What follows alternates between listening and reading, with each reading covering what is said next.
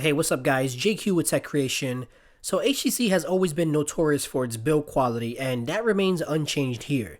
They've unveiled the HTC 10 a couple of days ago, which is its all-new, all-metal flagship smartphone with deep chamfered edges and some game-changing technology. They've brought some new features to the HTC lineup and some we've never seen done before on a smartphone.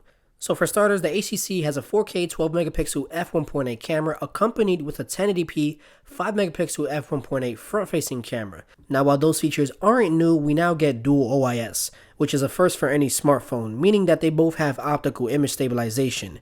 We can expect smooth handheld 1080p video with that front-facing camera, so selfie lovers can rejoice. I can already see this being ideal for Snapchatting and vlogging, and I'll tackle this more in depth in my full review.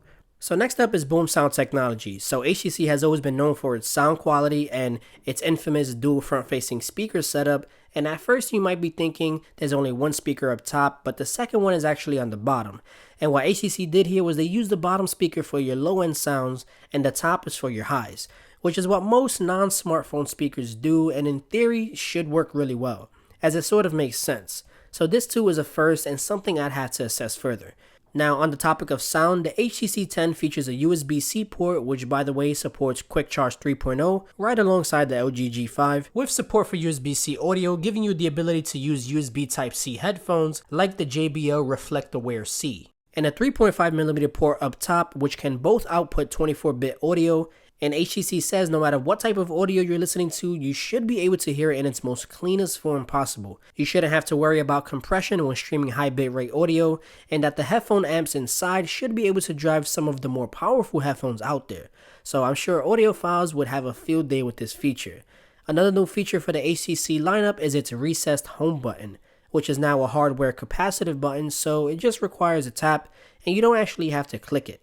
This is also what houses your fingerprint scanner, and it's worth mentioning that the familiar touch capacitive back and multitasking buttons make a return here. Now next up is the software. So it's running the HTC Sense UI with Android 6.0 Marshmallow underneath, and they've made some changes that gives you an almost stock Android experience with its feel and fluidity, but not quite, as stuff like Blink Feed is still there. Now what this means is that they've gotten rid of some unnecessary duplicate apps and now use stock Android apps instead of bloatware alternatives. So for example, if you hit calculator, it'll open up stock Android's calculator and not HTC's calculator, so on and so forth. And even your settings look pretty stock as well. Now it's worth mentioning that this phone is pretty thick at 9mm, which may turn some people off, but surprisingly it's pretty light in the hand considering its thickness at only 161 grams, which is only 4 grams heavier than the Galaxy S7.